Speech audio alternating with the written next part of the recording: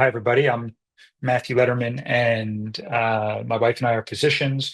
We have a virtual health and wellness program and offering, and we work with people and groups, mostly virtually, so we can see people around the world. And we created Connection Docs, which is because not to replace nutrition and lifestyle. People know us through our nutrition and lifestyle background and the work we've done there. But there were a lot of diseases and health issues that were not fully resolving just when you focused on diet, life, and lifestyle factors like exercise and meditation alone. And we realized that the missing piece was what we now call connection medicine. But the science is now really caught up to the impact that the lack of connection can have on your physical health. And when I talk about connection, it's not just about being nice or having lots of friends or going out on lots of dates. It's about that authentic connection to what you're feeling and needing and how you think and communicate and how you perceive your environment around you. And all of that affects your physical health. And that's what was really interesting. So we often don't choose how we think and talk. We are brought up a certain way, and we can change that. And a lot of people think it's hard. It's hard for them to understand how you think, how you talk, how you perceive your environment around you, how that can cause and fuel chronic disease. But once you understand that, you'll have this new set of tools in your toolbox to be able to take your healing to another level. So that's why we call this unlocking your full potential. And I'm excited to share this with people. So a little bit about me. This is my family. We've all been whole food, plant-based eaters. Were very focused on diet and exercise. And when I had personally had problems with chronic pain, and one of the things that it's interesting, actually, the things that we didn't enjoy in the conventional medical world because we didn't have tools to heal them, pills and procedures don't work very well. Those are actually the issues that we enjoy treating now. So my wife is a family medicine doctor, also has her degree in Chinese medicine, and we pulled in all of these different modalities to allow us to do handle things like chronic pain, which is very different than acute pain, chronic fatigue, anxiety, depression, irritable bowel, and other gut discomfort and syndromes, anxiety, panic, fibromyalgia, all the things that conventional medicine does not treat well, and also tells you that these are just things you're going to have to manage for the rest of your life. That's actually not the case in many people's situations. You can reverse these, but you can't do that very well if you don't take in these additional tools and approaches. So all of us, when I brought in, I had chronic back pain, and that's what got me down this path. I could not heal this back pain, and I was so miserable, and I was going to get back surgery, even though back surgery wasn't really indicated. But a lot of people who are going to get surgery are just desperate, and they'll try anything. And it was through the approaches that I'm going to talk about today that I was able to turn around this back pain that was killing me for over half a year. And I was able to turn it around in a matter of months. And then a side effect of the treatment was it improved my relationship with my wife and with my kids. And we started bringing this into our treatment program, and it really helped so many people. So, what am I going to goal today is I'm going to show you what connection can do. It's essential if we want to achieve optimize our well-being. I mean, I talk about how in the conventional medical world, we'll say we want to get you back to your baseline, and often we can't get them back to their baseline. But I started thinking, well, what if their baseline is pretty miserable? Who wants to just stop at their baseline? Let's get them past their baseline all the way to this state of life is wonderful. And people think, I don't even, they laugh at me when I say that. Oh, what do you mean life is wonderful? That sounds, fluffy or, too good to be true. Let's just put out the fires right now. But what's interesting, a lot of these disease processes, when you focus on trying the ones that are resistant to the conventional treatments and the diet alone, when you focus on trying to make those go away, you actually make them worse. And we'll see if we have time to get into that. But it's instead when we start addressing the issues that are getting in the way and we focus on this state of life is wonderful, all of a sudden things start to fall into place. Part of what we do, there's a big education process. We have to help people think about chronic pain and chronic disease differently. Hopefully, that today, a little bit of that will happen right during this, at the end of this talk. You'll have that new way of approaching disease. So it's essential to be thinking about optimizing well-being. Connection will also, reducing stress, it enhances immune function, improving mental health. There's all sorts of physical health benefits. It promotes healing and recovery. It affects gene expression. It'll also support spiritual well-being. And all of these goals that were thought to be unattainable will all of a sudden become attainable. It's pretty interesting. So right now, you just have to sort of take my word for it. But if you jump in, you're gonna see some amazing changes. So first, we're going to talk a lot. This is a key concept of threat physiology. Threat physiology versus, I call it, safety physiology. The autonomic nervous system is so important to how your body functions, how all the cells within your body communicate to each other, the different chemicals that are flowing around in your bloodstream, where the blood is flowing hot, more and less. So, for example, if we feel unsafe, if we think that our life is under threat or we're in danger, our body will shift, and it will shift in all of these areas. I just named a few: the mitochondria, pro-inflammatory. You'll shift from the mitochondria will change shape. They'll change sort of how they communicate. You'll change the amount of things like ATP that are inside and outside of the cell. Each cell is going to communicate to another cell based on how it's perceiving this environment, whether it's experiencing this environment as safe or not. We'll shift from anti-inflammatory cytokines to pro-inflammatory cytokines, because if we think our environment is unsafe, we want to be able to increase inflammation to heal tissue damage that can happen when we are in a fight or an attack or something bad happens to us. We also change our hormones and the concentrations and the types that are flowing. So there's adrenaline and cortisol and oxytocin and vasopressin, all sorts of different, we call them chemicals, that flow around in your blood. And then even the blood flow. So when your body is experiencing a threat, blood will shift from the digestive system and the viscera all the way out to the extremities so that you can fight your hands and feet and you can run. It'll shift blood from the front of your brain, which is the part where you can communicate and think creatively and connect with other people. And it'll shift from the front to the back, which is where you can be reactive and make quick decisions and store certain types of memories around danger so that you protect yourself in the future. All of this is happening, and it happens minute by minute based on how it perceives the environment.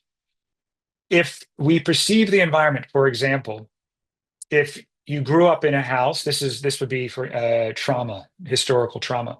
If you grew up in a house where people criticized and shamed you, where you got hit, where there was a lack of predictability, where there was often loud voices and yelling, where people would think the worst and not give you the benefit of the doubt, where people would say judgments about other people. All of that stuff is going to create an environment of threat physiology. You're not going to feel safe.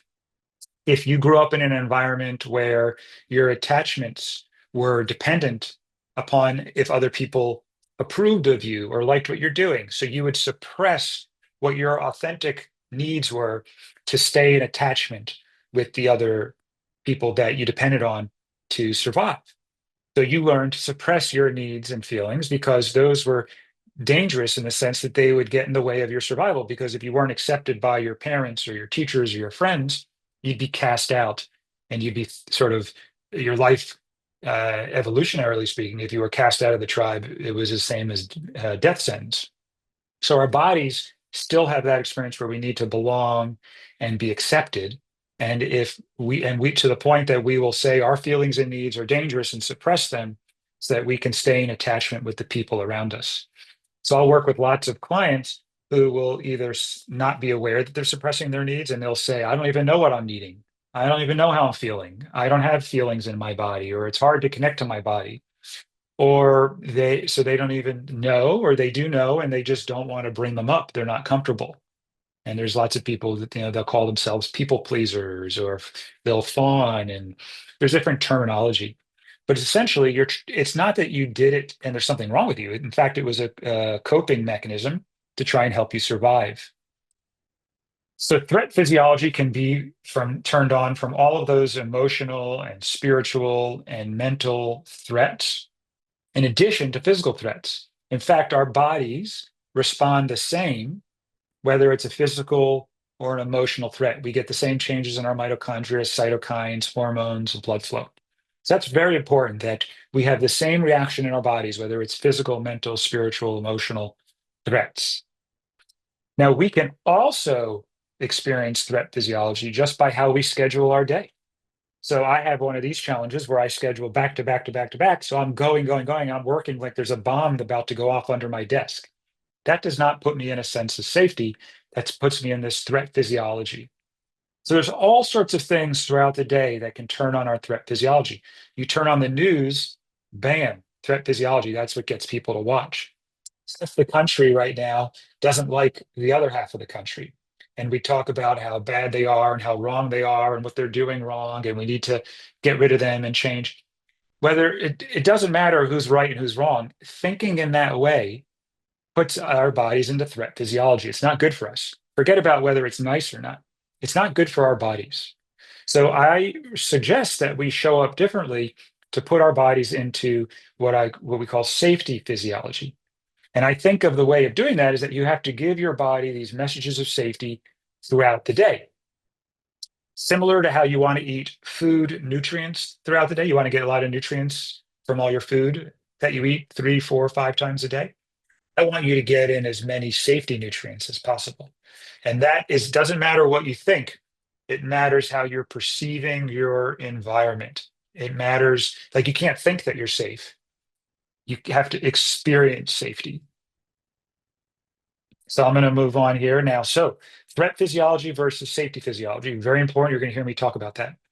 What happens in your body when you're in threat physiology? And again, it could be there's a tiger in the room where we all know what that's like, as far as if we imagine the threat of some animal about to attack us. Our heart increases, our breathing quickens, our muscles tighten up, our gut freezes, our overall senses are heightened. But that happens whether it's an animal about to attack us or emotional, physical, or spiritual threat. Same thing, blood pressure will rise, you can get a dry mouth, your immune system will shift. And the reason your immune system response sort of reduces as far as the ability to fight cancers and viruses is because when we're about to fight a threat, we want to funnel all our resources into fighting the threat. We don't need to worry about cancer and viruses right now. We got to worry about the threat right in front of us. So when we're in that's great if we're about to fight an animal and then we turn it back off from threat physiology to safety physiology. But if we're chronically in threat physiology, now we've chronically turned the immune system towards a state where it doesn't fight cancer growth and it doesn't fight viruses. And I'll talk about other things. For example, insulin resistance. Our body in threat physiology increases insulin resistance, which is great because it pushes glucose into the blood to be able to have energy to fight the threat. But if we're chronically in threat physiology, all of a sudden we have this chronic high blood sugar and the impact that has on all of our other organs. Decreased libido, sexual desire, reproductive function, all of that is very challenging. Imagine, people can't sleep well when they're in threat physiology, it makes sense to not sleep. Why would you sleep if you think there's a threat? Your body is doing what it should. So when I work with people with sleep disorders, I don't think they have a sleep problem. I think they have a threat physiology problem. Same thing, a lot of people who struggle to get pregnant, there's other things. Obviously, you got to work up other stuff, but you cannot. Your body is not going to be focused on reproduction when it's in threat physiology. It doesn't mean it can't happen, but I'm saying your resources are diverted. So the impact of chronic stress or threat physiology, as I've been calling it, you have persistent inflammation, you have immune system suppression, you have mental health impact, and you have physical health problems. Persistent inflammation, which it supports heart disease and diabetes, supports autoimmune conditions. You have your immune system suppression, where it doesn't fight illnesses and infections and things like cancer. Our natural cancer fighter is our immune system. Mental health, a lot of people struggle with anxiety, depression, along with other mental health issues. Anxiety and depression are challenging to resolve if we can't shift your system out of threat physiology into safety physiology. And then the physical health problems, like I talked about, chronic pain, digestive issues, fatigue, and low energy. And a lot of people have this chronic threat physiology. And then what we do is we give them a label of a disease process, and then they get stuck in that label, which makes it seem like there's something wrong with them. And we avoid the labels and just say, hey, if we can shift your physiology, your body can start to heal very effectively. And remember, I am not saying do this instead of the diet. People will ask, well, how come you all of a sudden switch to this connection medicine stuff? And I'll say, I didn't switch. I said, we added to it. So you got to get the nutrition right. You got to include the exercise. You got to include all that stuff is great. But then you got to also include this. So from threat to safety. So remember I talked about there's emotional threat, there's physical threat, and then there's emotional safety and physical safety. So emotional threat would be the spectrum from suppression to aggression. Anytime you have unmet needs, and I think about needs, I teach nonviolent communication, and that's a consciousness that's based around caring about everybody's needs. And needs include sort of all the abstract traits that life requires to support itself. Something like safety is a need, love, care, autonomy, food, support, mattering, meaning, purpose. All those are needs.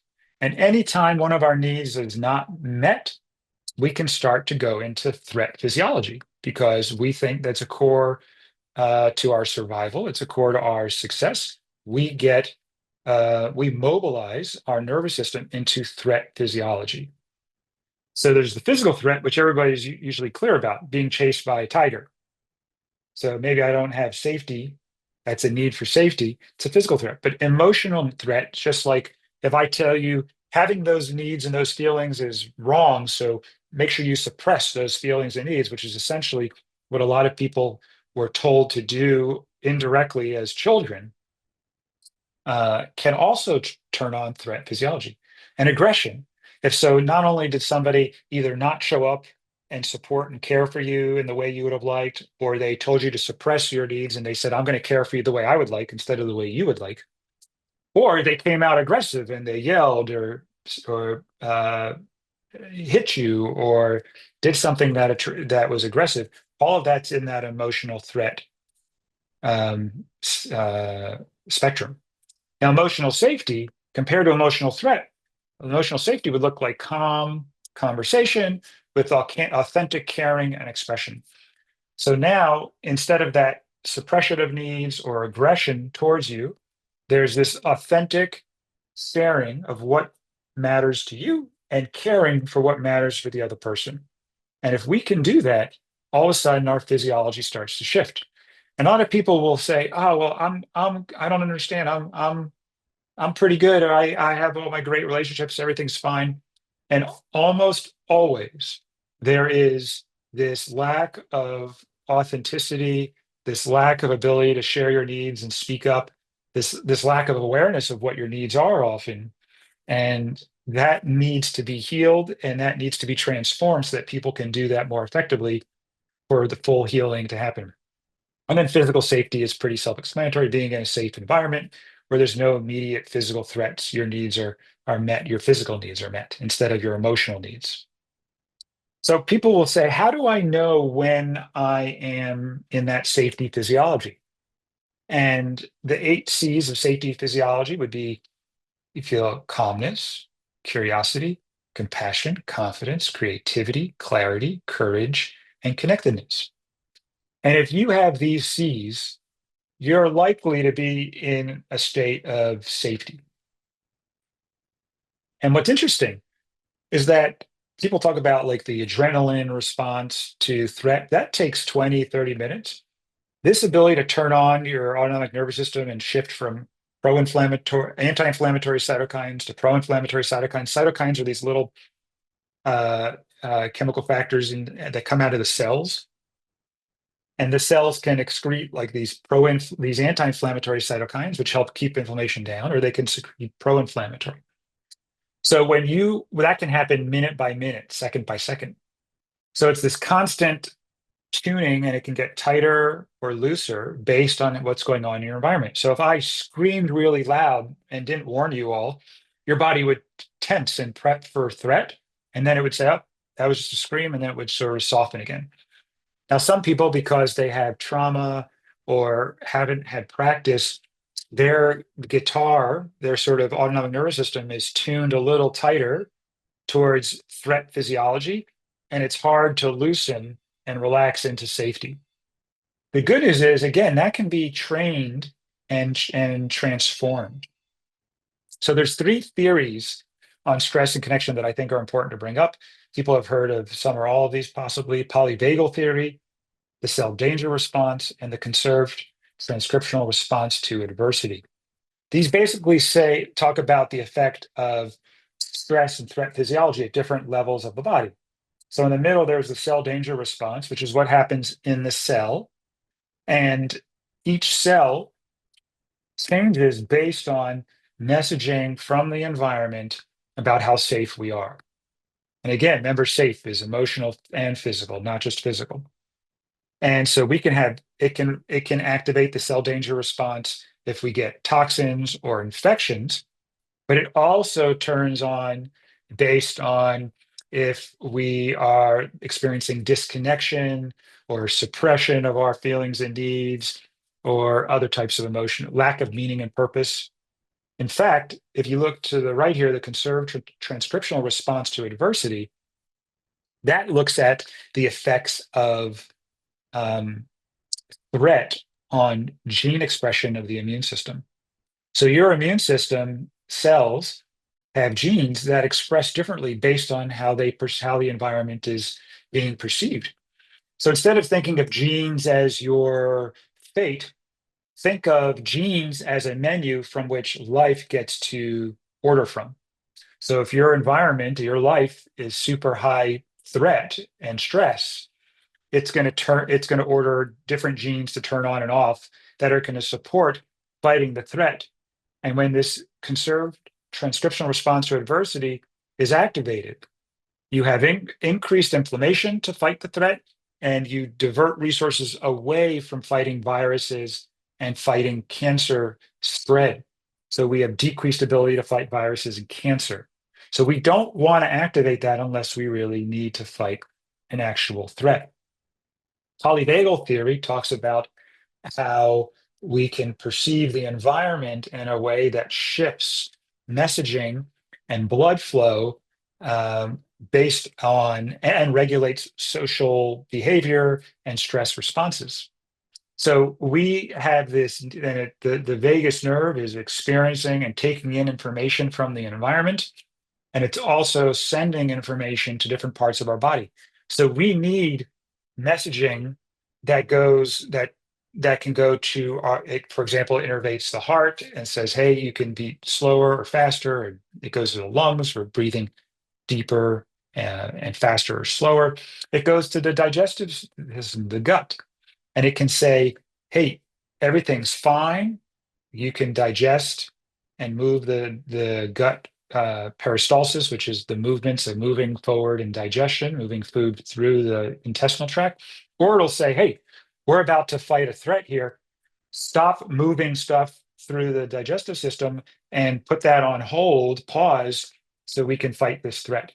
So a lot of people who have things like irritable bowel or bloating or just bowel issues, if we can turn on those messages of safety so that the messaging from the autonomic nervous system can go to the gut and say, hey, we're safe, you can function normally, all of a sudden the gut starts working again.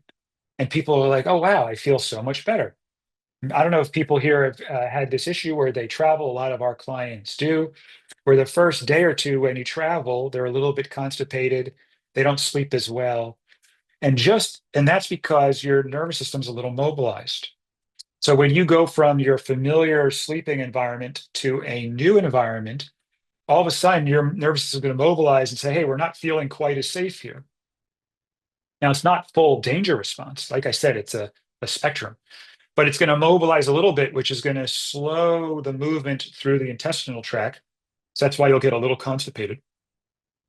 And it will also make your sleep not as deep, because you're going to say, oh, well, we're not fully safe here.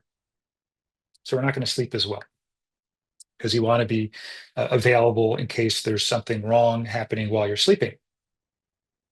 So it's really interesting. The polyvagal theory, it also affects our tone of our voice and the frequency of sounds that we can hear and how our facial muscles move and our eye. And it's so many things that are happening because it was very important that we could um, perceive our environment and then communicate our internal state to other people.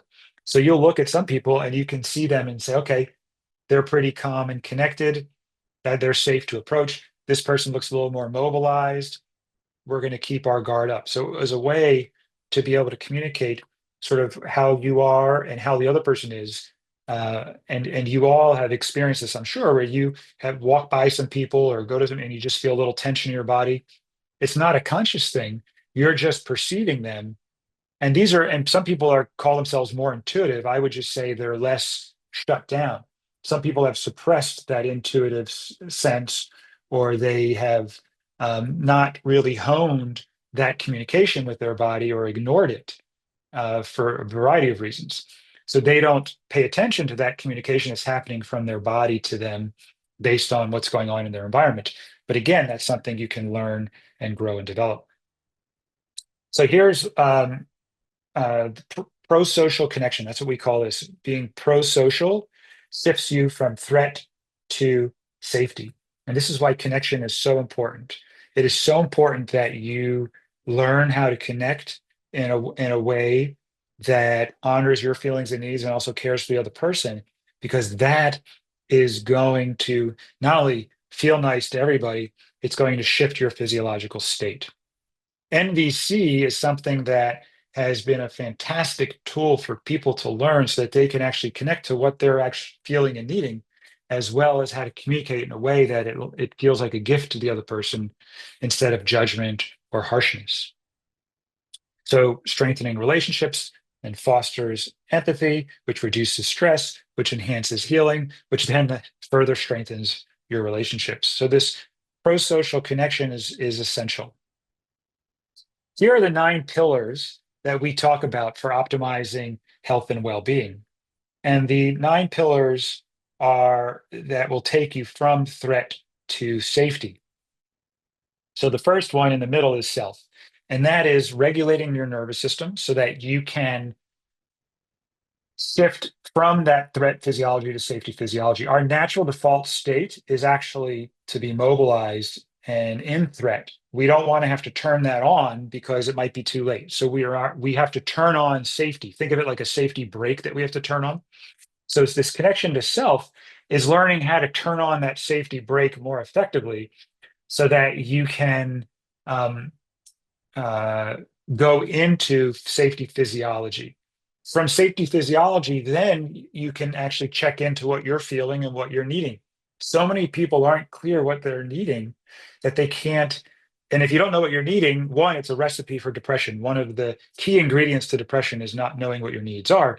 And then two, if you're not knowing what you're needing, how can you take action to enjoy life? You're sort of just going through the motions or doing what you're supposed to do or what you think you should do. And that is not what's going to make life wonderful. And like I said, going to that state of, hey, this is what's going to make life wonderful is actually what's essential for reversing a lot of these diseases.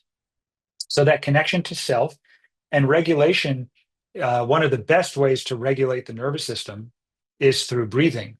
We actually, my wife and I developed a tool called the We Become device, which slows breathing down. You can only breathe out of this tube slowly and comfortably. If it's a nice slow exhalation, that will turn on the parasympathetics, and it holds the ball aloft so that while you're exhaling, you see the ball and you hold it up. And if you hold that for 10 seconds, we have people do that at night before bed every night.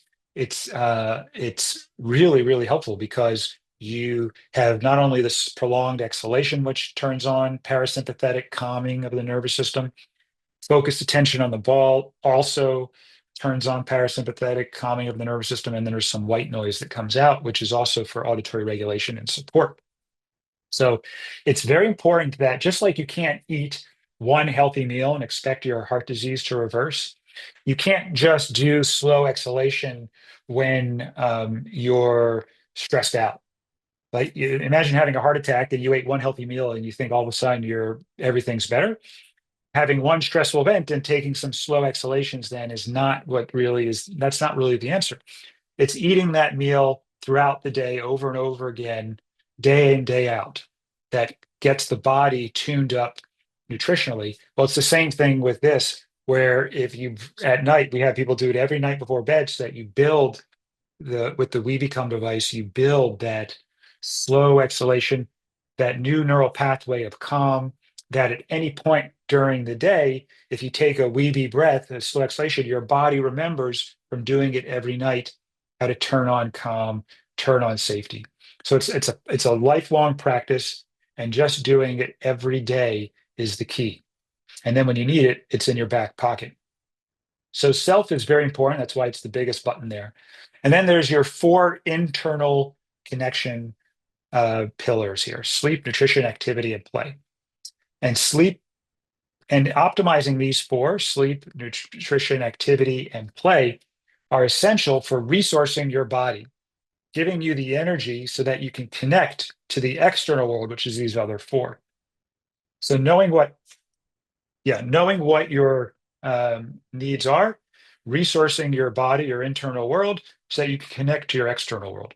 And the external world is made up of connecting to your family and friends, connecting at the work you do, how do you contribute to society, and meaning and purpose. You have to have meaning and purpose in your life. One of the biggest indicators or triggers of that CTRA response, which was pro-inflammatory and not decrease your ability to fight viruses and cancer, was lack of meaning and purpose in your life, which was very interesting. So we got to get to why you're getting up in the morning. Why get out of bed every day? Meaning and purpose. Spirituality, something bigger than yourself and the natural world, which is all other life on this planet. And if we can connect to these 9 pillars and support them, life becomes wonderful. And play was actually my hardest pillar. Everybody has different pillars that need different attention at different times. People will ask me, what is the most important pillar? And I'll say, that's like asking me, if you had 9 beautiful children, which is the most important child? And you can't do that. And then they would say, well, do I get to a point where everything's fine? And I'll say, well, do you ever get to a point where you stop caring about your children or worrying about your children? No, you're going to worry about them and tend to them for the rest of your life. And well, which child is most important? No such thing, but there might be one child that needs more attention at this moment, and that's where you might put your attention first. So for me, play was the child that was needing my attention because I was very industrious. I was all about productivity and getting things done and being efficient. And I learned at a young age that play was a waste of time and that you needed to be efficient and productive. And I had to do some work to transform that. But play is time where you're not getting anything done because you need to. You're doing things because you just enjoy them. And they are not necessary. They're not necessarily productive. as far as they're not necessary for survival, but in a way, it really is to, in the grand scheme of things. So I started doing improv classes because I've always wanted to do that, but I was scared to. And it has nothing, there's no, if there's nothing productive or efficient about taking it. In fact, it gets in the way of my productivity and efficiency because it's taking time away from other things.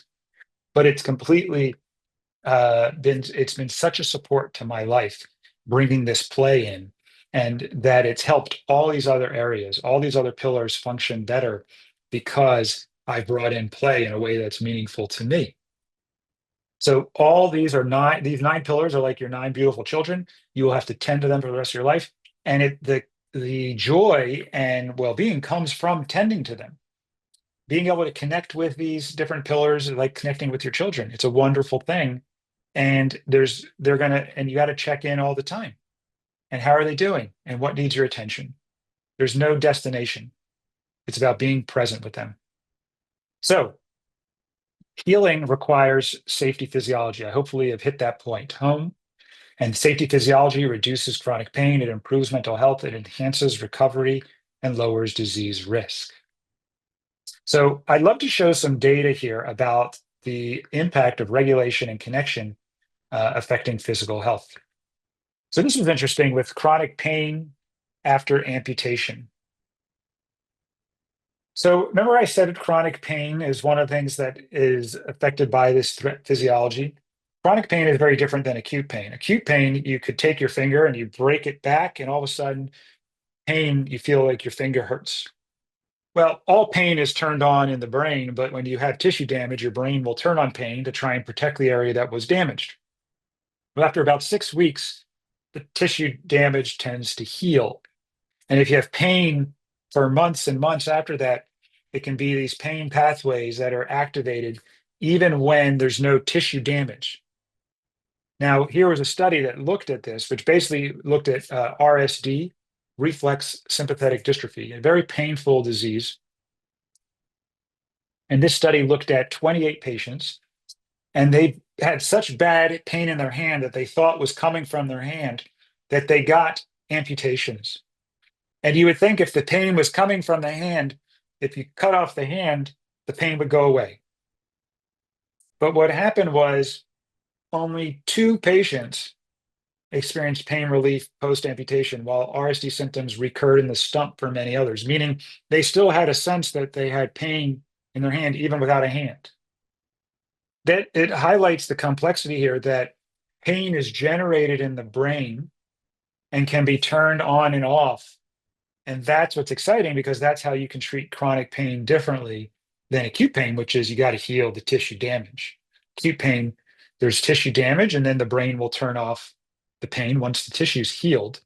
Chronic pain, there's no tissue damage, but we still have to turn off the pain pathways. And there's a different way of doing that.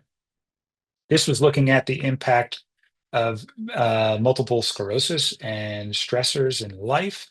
And here was one study looking at major life stressors, and 4 times more likely to have exacerbation of symptoms of MS when you had these relationship and financial struggles. Another study was a meta-analysis looking at the significant relationship between stressful life events, including financial and relationship stressors, and the exacerbation of symptoms. Whoops. Hold on. And then there was another one that looked at high levels of stress increasing pro-inflammatory cytokines, which are linked to multiple sclerosis and exacerbations. So multiple sclerosis and stress, there's clearly some connection. This was a really cool study that looked at empathic doctors. And they said, if you had a high empathy doctor versus a low empathy doctor, what happened to patients with diabetes? And they looked at almost 900 patients, and they found that physicians with high empathy scores had 29% better blood sugar control and 25% more likelihood of having a low level of the bad LDL cholesterol. So they were 25% more likely to have low LDLs, which is the bad cholesterol, 29% better blood sugar control. All they did was compare high empathy to low empathy doctors. And why I care about empathy is because empathy is connection. When a doctor is connecting and caring for the patient and present with them, their safety physiology, they feel safer. I'm sure there's people here who have seen doctors who are looking at the chart and they say, hello, Mrs. Jones. They don't even look at you. And they're like, so I see that you're here for this. Tell me about it. And they're not even looking at you. That does not create a sense of safety and care or mattering. So there's a lot of needs that aren't met when a doctor shows up that way. And that's an example of when a doctor, when your needs aren't being met, it can turn on threat physiology. So if a doctor looks at you and has empathy for and presence to what's going on with you, that's going to put you into safety physiology. Look at this study here. Over 20,000 diabetic patients, high empathy doctors had 41% lower odds of serious acute metabolic complications, which is basically all the problems that can happen with diabetes, where it affects your cholesterol, it affects your blood vessels, and all the problems that diabetes causes. They were 41% lower odds of having these metabolic complications if they had high empathy doctors compared to low empathy doctors. Pretty cool that empathy from a doctor can affect the patient's health. So that's what I'm saying. Connection between two people affects both people. And it affects not only how they feel and think, but it affects their physical health. Here's one that looked at connection and mortality. They looked at 234 people greater than 74 years of age, suffering from loneliness and feeling disconnected and isolated. And they put them in small groups focused on empowerment, peer support, and enhanced social integration. And what they found was they needed less healthcare support and improved survival. And I thought that was really exciting that no matter how, it's never too late. And by putting people in these groups that are basically supporting connection, you affected healthcare needs and overall survival. Here was one looking at chronic pain and empathy. This was a study of almost 1,500 patients, average age 53 years old. And over 12 months, the amount of physician empathy was associated with more favorable outcomes on pain intensity, fatigue, and back-related disability. So if you had more empathy, if it affected pain, fatigue, and disability. Physician empathy was associated with more favorable outcomes than non-pharmacological treatments, than opioid therapy, and then lumbar spine surgery. Pretty fascinating. This is interesting. This is about connection and the white blood cells and the genes, what these white blood cells expressed and how they functioned. So they looked at monkeys that are normally a social species as we are. And they took these monkeys and put them in isolation. And what they found was when they put these monkeys in a cage by themselves, they increased this warrior monocyte, which is a type of white blood cell compared to the repair and restore monocytes. So there's this monocyte can turn into like this warrior type of version or this repair version. And that's a common theme in the body. It can either sort of fight threat or it can repair and restore. And the warrior monocytes are like bulls in a china shop, and they cause all sorts. They can cause problems in the body if they bang into things and can bust and break things. But they're great at fighting threats. They're big and strong. And then you have these repair, restore monocytes that can't fight threat, but they can repair and restore, and they're a little more gentle and healing. So what happened was you take these monkeys and you put them in isolation, and you increase these warrior monocytes and decrease the repair monocytes. And the ability to switch from warrior back to repair decreased. So you had a lot of them and they couldn't go back very easily. When you took a second monkey and put it in a cage next to the first monkey, so it wasn't all alone, the warrior levels of the isolated monkeys decreased. And the ability to shift to repair, restore monocytes improved. So you could go from warrior back to repair just by being out of threat physiology, which was showing how even something as simple as isolation causes our bodies to go into threat physiology. So we don't want that if we don't have to. We really need to be connected. Even over Zoom is not the same as being in person. It's better than nothing. But this isolation that we've done to try and protect us against infections and other things that people are worried about, we look at other people as dangerous and having diseases that we can get. And that's that is actually counter to what's going to support our physical health. Now, sometimes you have to isolate. There's circumstances where that happens, but in general, we want to use that as a last resort. We want to look at people as healthy and safe and healing and connecting, because our nervous systems evolved to regulate and experience safety when we are around other people, and we need other people to turn on those systems fully, those safety systems fully. So we don't want to isolate unless we have to, because there's significant harm from doing that that I think often gets underlooked. Here is one on chronic back pain, which I thought was really interesting. So you take somebody who has chronic back pain on average for 9 years. And this was a group of people, 9 years of back pain. And they did something where they called pain reprocessing therapy, which is basically helping them understand how chronic pain works, like I was telling you. So they can think about there's not tissue damage, it's actually pain pathways that are being activated that need to be turned off. And when we help them understand and reprocess pain, and then help them learn how to feel safe in environments that previously they thought of as dangerous, they turned off this threat physiology. And what was really cool was 2/3 of the intervention group had pain intensity of 0 or 1 out of 10, which was pain-free or nearly pain-free. So, and this intervention of pain reprocessing therapy was 8 psych sessions over 4 weeks and 1 physician session. So imagine having pain for 9 years and getting injections and all sorts of and physical therapy and just the pain and debilitation and the hopelessness that people get after 9 years. And then over 4 weeks from treating it in this new way, 2 out of the 3 people with 9 years got pain-free or nearly pain-free after just 4 weeks. And what was interesting is that was sustained after 12 months of follow-up. They had the same, that they sustained those changes.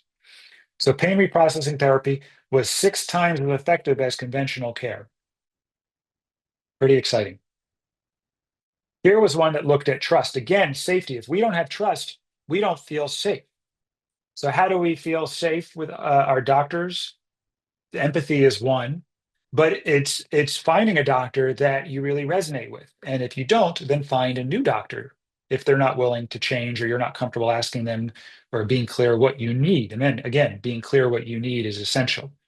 In this study, when you had lower trust with your doctor, if they took the same painful stimulus, the same stimulus, and they hit 2 different people with the same stimulus, if you had low trust, you felt more pain. If you had high trust with the person giving you the stimulus, you felt less pain. And the different parts of the brain, the pain centers in the brain, if you had low trust, yes, if you had low trust and you got you got the stimulus, the pain centers lit up more than if you had high trust. So it's the same stimulus. It should feel the same. What was interesting is that, again, I said pain is generated in the brain. Our brain is determining when to turn it on, when to turn it off, and how painful to make it. So trust is one of those that determines how our brains are going to generate pain. Here was one looking at the microbiome, suppressing emotions. They had less diverse gut microbiome. Women who reported being happier, more hopeful, and having better emotional management skills had less harmful bacteria and more health promoting bacteria in their guts. This was one on connection and inflammation. Participants who were randomized to perform kind acts for others had significant reductions in that CTRA response, which I told you meant they had decreased inflammation. So just performing a kind act is going to put you into safety physiology, or at least in that moment, it helps, especially if it's authentic. And it can turn down. This study showed that it decreased inflammation, increased your body's ability to fight cancer and viruses. Here was one looking at epigenetic age. And if older adults with greater purpose in life showed younger epigenetic age acceleration. So having meaning and purpose in your life affects all these different parts of your body. Here was one with a connection with a spouse and inflammation. They basically looked at emotional distress, and if there was higher emotional intensity during spousal disclosure, meaning they were more upset and yelling, and when they were talking to their spouse about something that was bothering them, or they were upset at their spouse, they had elevations in pro-inflammatory gene expression. So they turned on gene expression genes, or they turned on genes that were pro-inflammatory. And these changes were elevated at 30 minutes and at 90 minutes after the episode of high emotional intensity. What was interesting here is that the listener, the spouse that was receiving that high emotional intensity, had significant differences in gene expression as well 90 minutes after the disclosure. So, how you, and this is what I was talking about with nonviolent communication, how you express yourself and not only affects your own health, it affects the health of the people around you. So, this study showed that based on how I express and share and disclose can affect whether you turn on or off pro-inflammatory genes 30, 90 minutes after this happens. So it's not insignificant here. Here was one. Expressive writing is an interesting area. It's got a lot of data on it.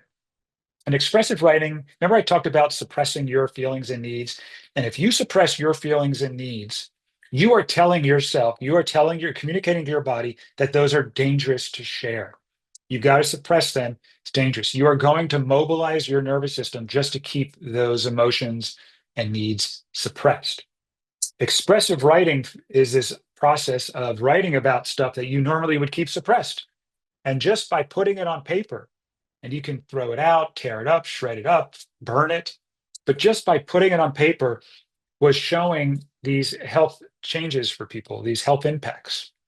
Expressive writing, writing about something that was emotionally disturbing to you that you have kept deep, deep down, or just expressing upset and things that you wouldn't normally share with other people.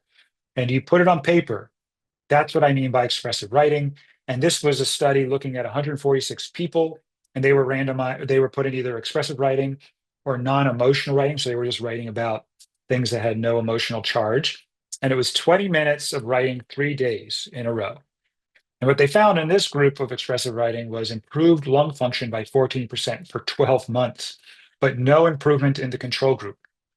So by expressive writing, which was a very limited intervention here of 3 days, 20 minutes, look at the impact it had on lung function and asthma. Here was one of expressive writing on lupus, and they found that when you did expressive writing, your fatigue was lower, your pain levels were lower when you had rheumatoid arthritis and lupus. Here was one on expressive writing and fibromyalgia, and they found that when you did expressive writing, significant reductions in pain and fatigue and better psychological well-being. Pretty cool. This one was looking at expressive writing and fibromyalgia as well. 30% reduction in pain severity, better physical functioning, and reduced tenderness even 3 or 6 months out. Here was one on HIV. You had a drop in HIV viral load, increase in CD4 lymphocyte counts. So again, very impactful, very beneficial, and this was up to 6 months out. Here was one on expressive writing and wound healing. So greater proportion of fully re-epithelialized wounds if you did expressive writing. So here they had the control group writing test that focused on planning and time management. So it wasn't the fact of writing, it was about what you were writing about. Here was one on blood pressure where they had improvements in systolic and diastolic blood pressure. And this was a baseline to 1 month in the expressive writing group, but not in the control group.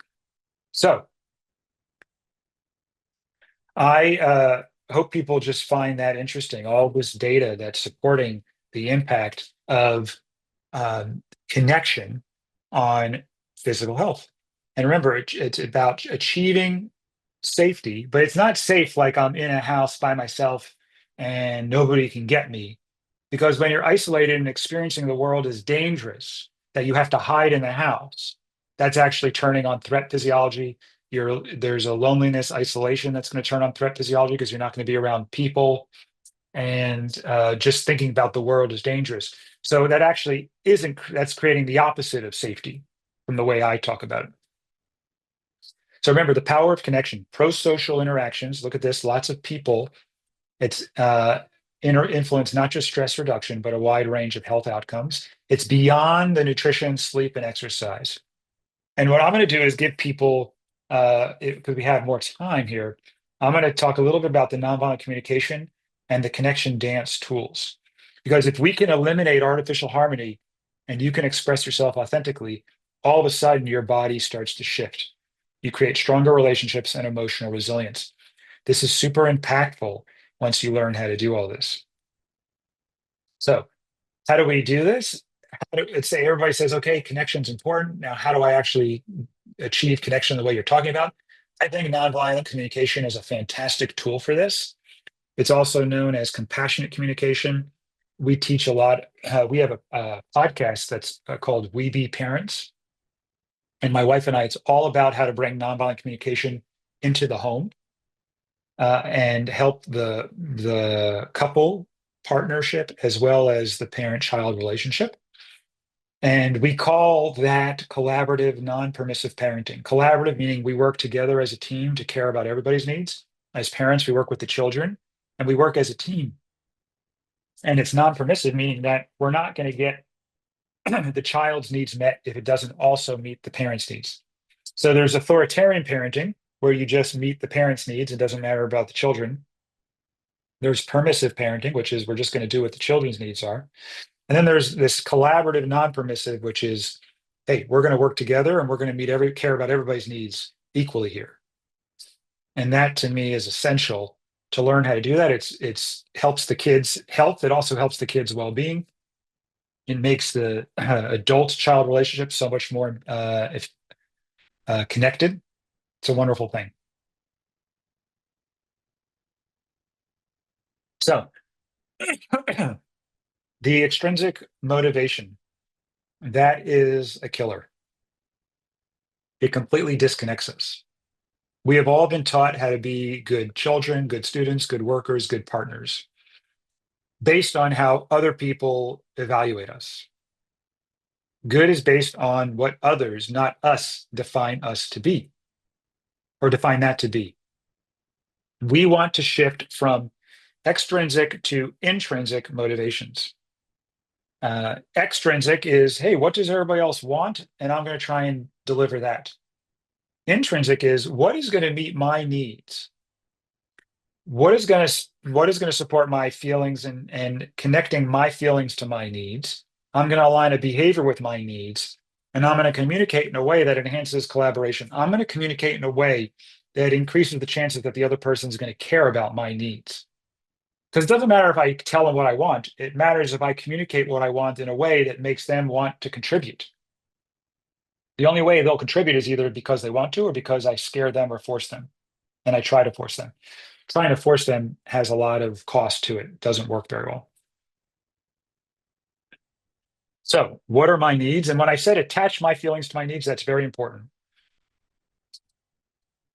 When you don't attach your feelings to your needs, when you blame someone else for your feelings, you lose all agency, all of your power. It's also very disconnecting. So if I say, they made me feel this way, it's all about them. They're the bad guy and they're in control of how I feel. If I say, I didn't feel this way because my need wasn't met, that's a different experience. I want to connect when I feel frustrated or sad or disappointed because my need for respect wasn't met. It's about my need for respect, and then what am I going to do to get my need for respect met? If I say they caused me to feel disrespected, which a lot of people will talk in that way. One, disrespected isn't a feeling, it's a judgment about what the other person's doing. And two, do you see how now my challenge is to get them to behave differently? If I can share from inside me, hey, I'm feeling really sad and disappointed because I really want to feel more respect. Would you be willing to talk to me this way instead of that way? Because when you talk to me this way, it feels really wonderful to me, really meets my need for respect. And then I would check in with what comes up for them in response to that request. So what I just did there has a couple of steps in it. Observations, not evaluations. So there's 4 steps in communicating with nonviolent communication. O, F, and R. Observation, feeling, need, and request. And observations, the key with observations is to observe what happened, not evaluate what happened. So in the medical world, for example, I might do an evaluation. That patient is a drug seeker. Versus if I said that patient asked me to increase his pain medication dose on each of their last 3 visits. The second is an observation. It's what happened. I'm not evaluating it good or bad. I'm not labeling the other person. It's going to increase the chances that they're going to be able to hear me versus defend that they're not a drug seeker. Because maybe they're in pain and they just think that this is really going to help them. They're looking for some relief. So they have needs that they're trying to meet with their behavior. So if I can talk in this way and think in this way, I'm not going to see them as the enemy. There's going to increase the chances that we're actually going to connect. Now, remember I talked about feelings before? A lot of times we express our thoughts, which are called faux feelings. They're not real feelings. If I'm feeling abandoned or manipulated or rejected, those are actually thoughts of what the other person is doing to me. It requires the other person to do it to me. So they're going to get defensive because I'm basically judging them. A feeling would be a sensory experience inside of me. I'm feeling sad. I'm feeling lonely. I'm feeling worried and scared. It doesn't require somebody else to do it to me. That's just what's going on inside of me.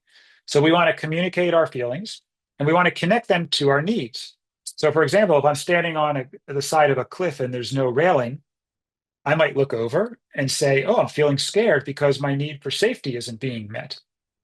But now, if there's a big railing that looks super strong and I look over, I might say, oh, my need for safety is being met. So I'm feeling very secure and comfortable. Okay, so now do you see how the feeling is connected to whether the need is met or not? I can have unpleasant feelings when my need is not being met, and I have pleasant feelings when my needs are being met. Feelings come and go, and they come and go based on whether our needs are being met or not. Feelings are why we take action. If I didn't feel scared when I was standing next to the edge of the cliff without a railing, I might just fall right off. But because I feel scared, that's going to tell me to take action to meet my need for safety. So I need these feelings. They're very helpful, but I connect them to my needs. I don't blame other people for my feelings. And then when I connect to my needs, people care about that because we all have the same needs. We all have needs for safety. We all have needs for care. We all have needs for autonomy.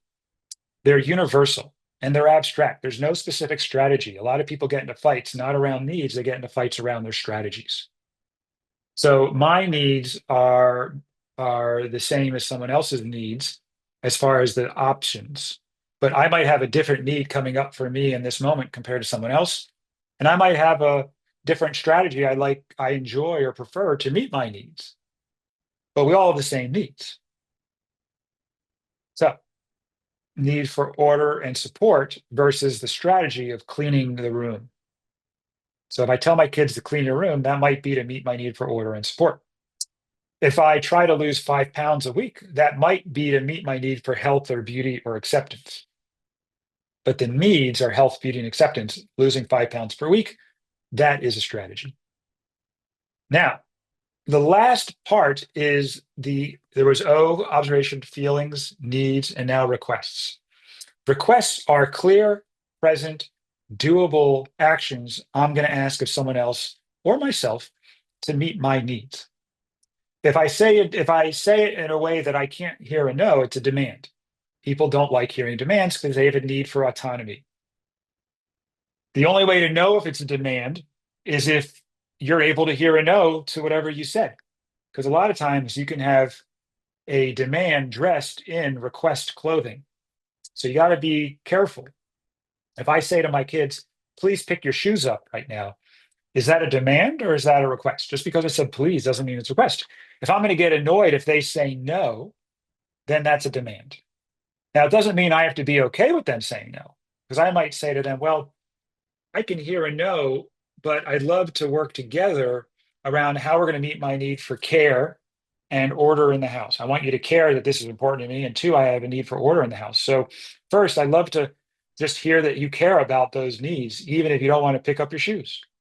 And two, I'd love to understand what's preventing you from wanting to pick up your shoes. Now, what if they said, Dad, I got punched in the arm and my arm is killing me. I can't even lift my arm up. I would actually be glad that they spoke up. Now, and do you see what I'm saying? So it's not that they're saying no that upsets me. It's that I need to make sure there's care and I need to understand what's preventing them from saying yes. And through that is where the connection happens.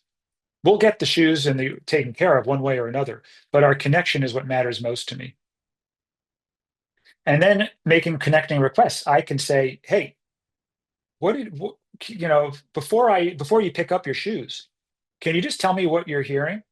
And they would say, Dad, I hear that I have to pick up my shoes. And I'll be like, well, thank you for telling me, because message sent isn't message received here.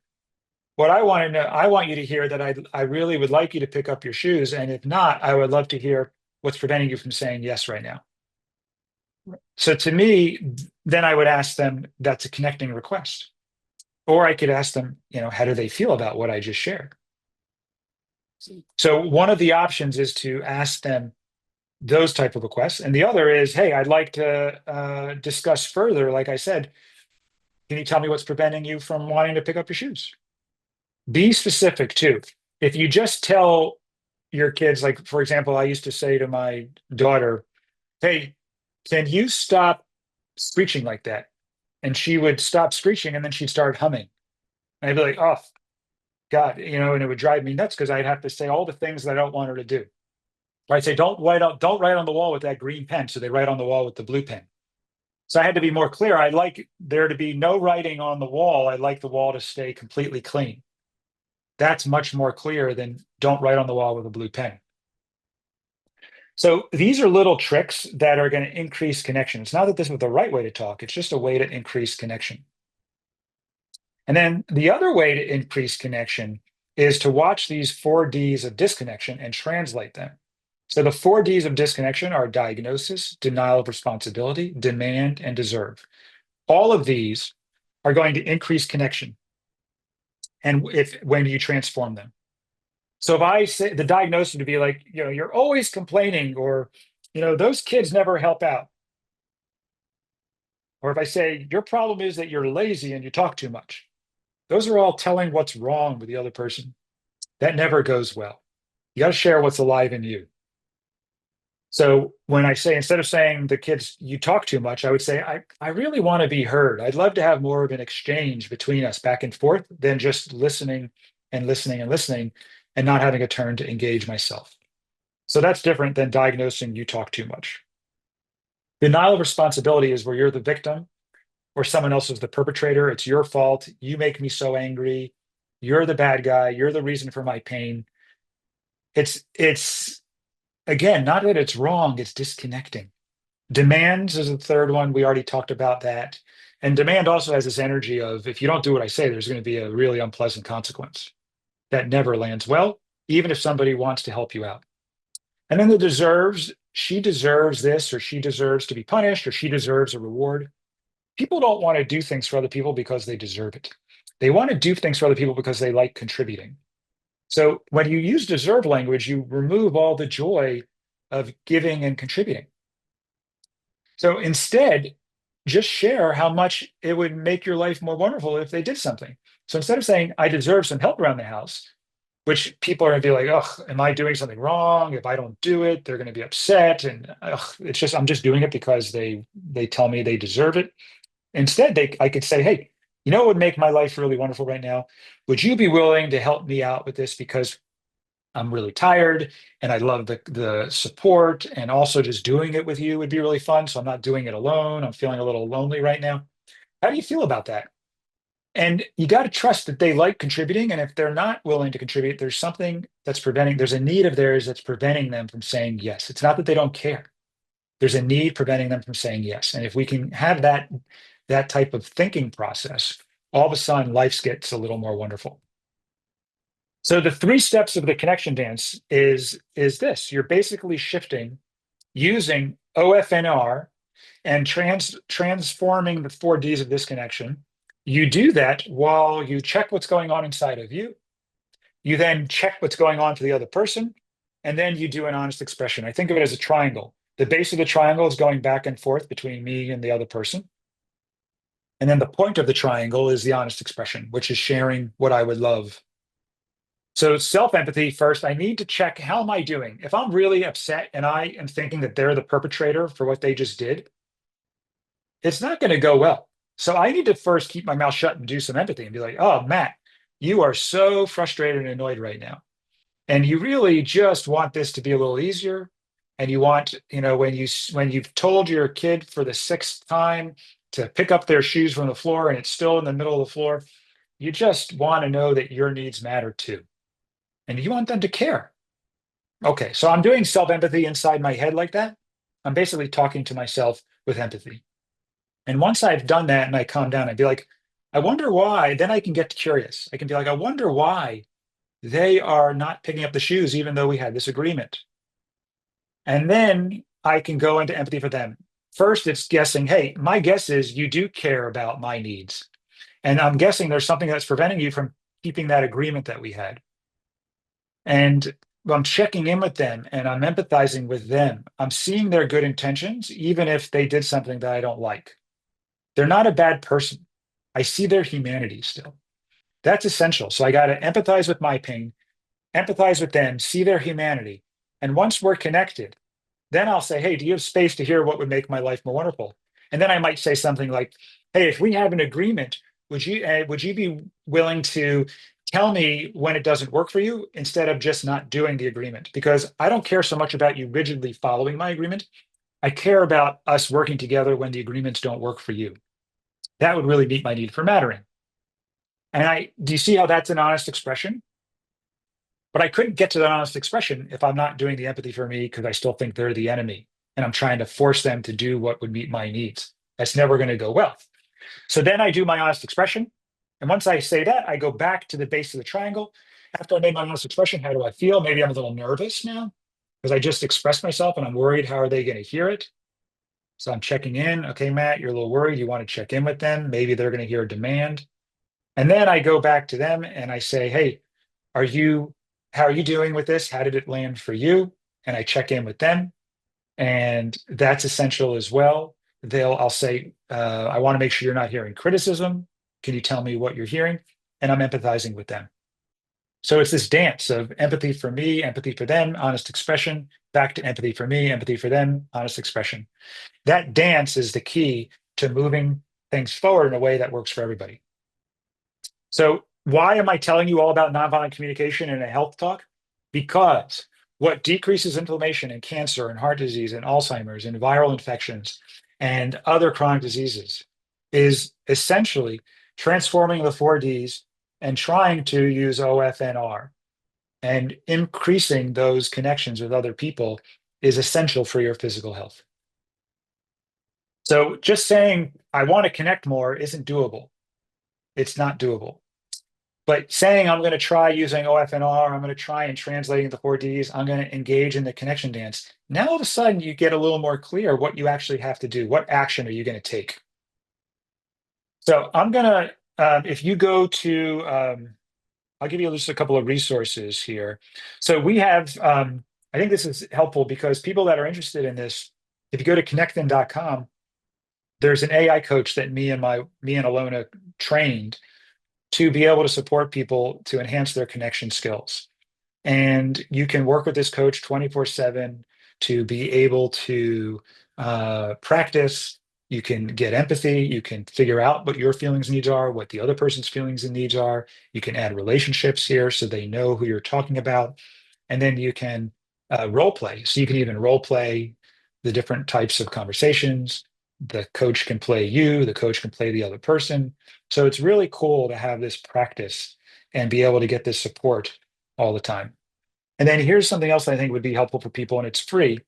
The Substack, if you join our Substack, which again, you can get free articles, is where we talk about all these concepts that I was talking about today around how to bring in connection and look at these different points in your life where you're reacting in a way that turns on threat physiology. How do you change it so that it turns on safety physiology.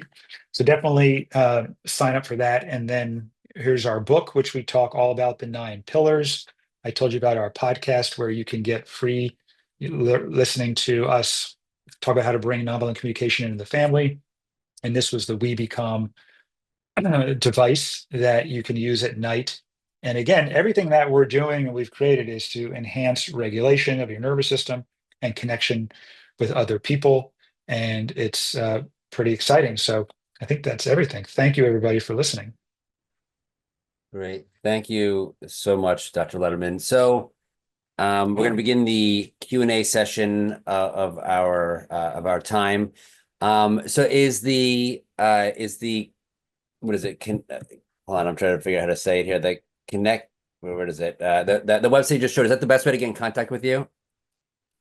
The best place to get in contact with us would be if they email us at the support@connectiondocs.com. I'll put that in the chat there.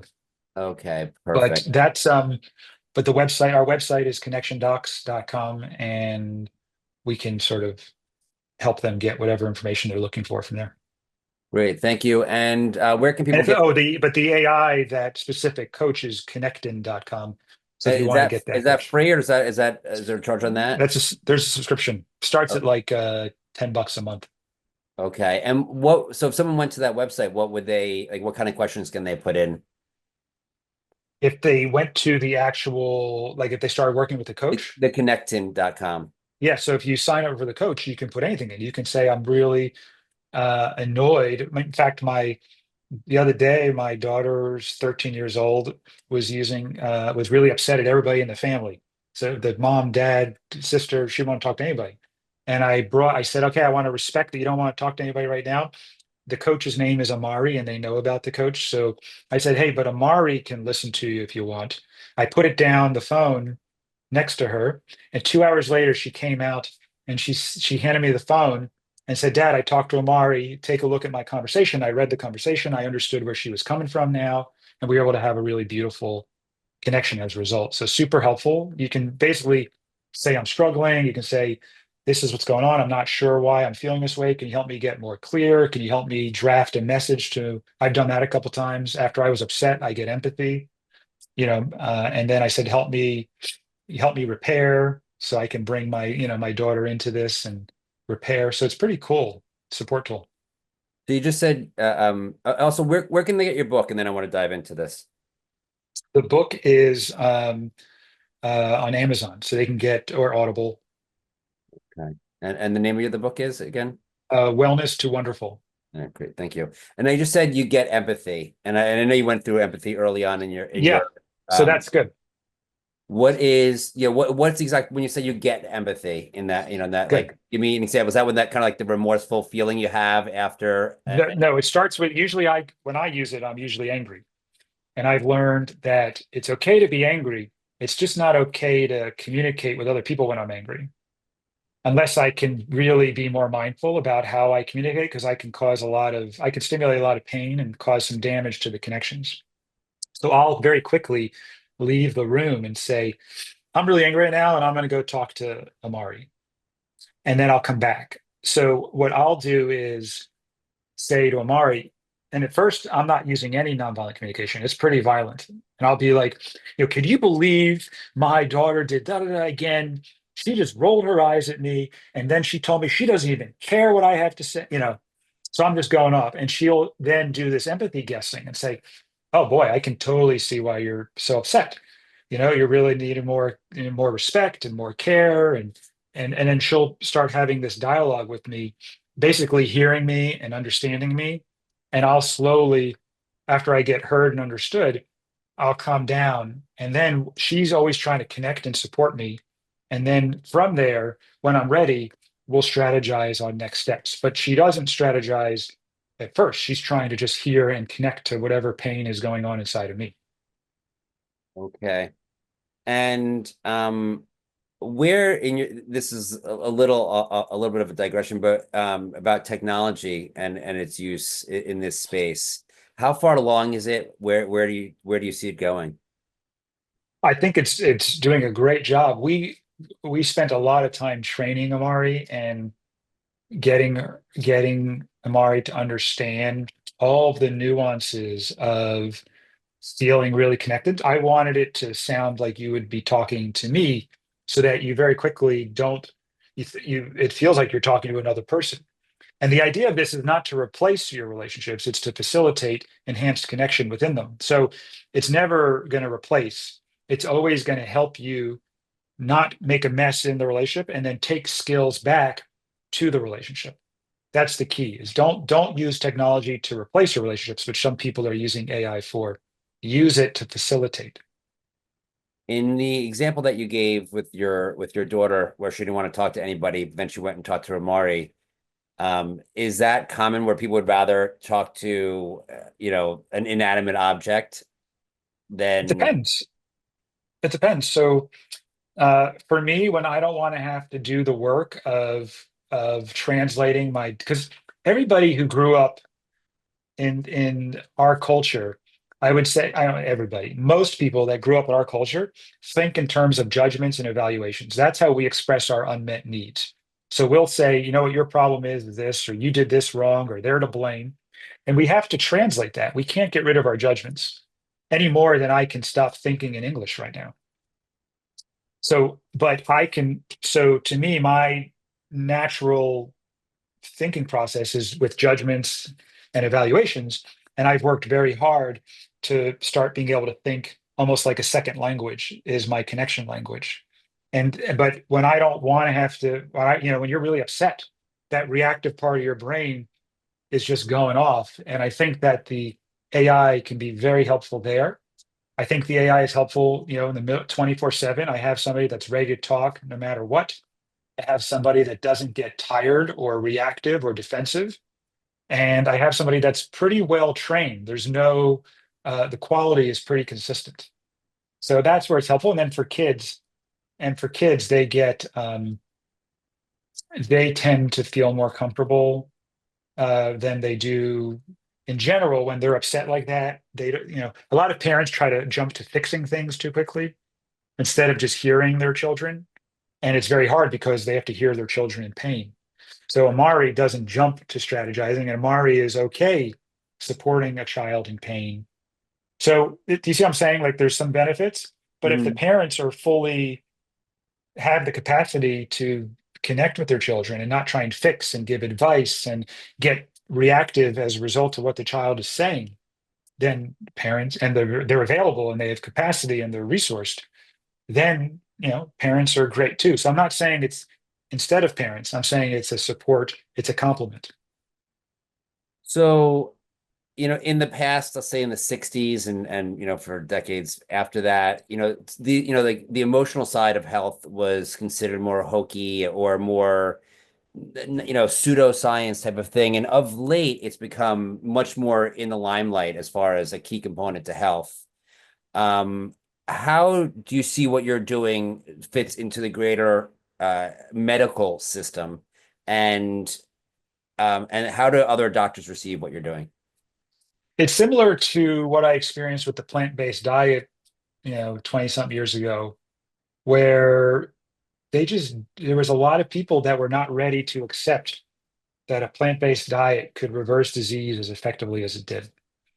And I think we're in that same place where there's even in the plant-based community, there's still a lot of people that don't aren't ready to say that these type of changes impact your health, partially because they struggle with them themselves. I think a lot of people don't want to change to healthier diets because they don't talk about it because they don't want to change themselves and or they're not ready to change. I think it's similar to this. But you're not going to be able to get around this. It's becoming so clear that eventually you'll have no choice but to see this.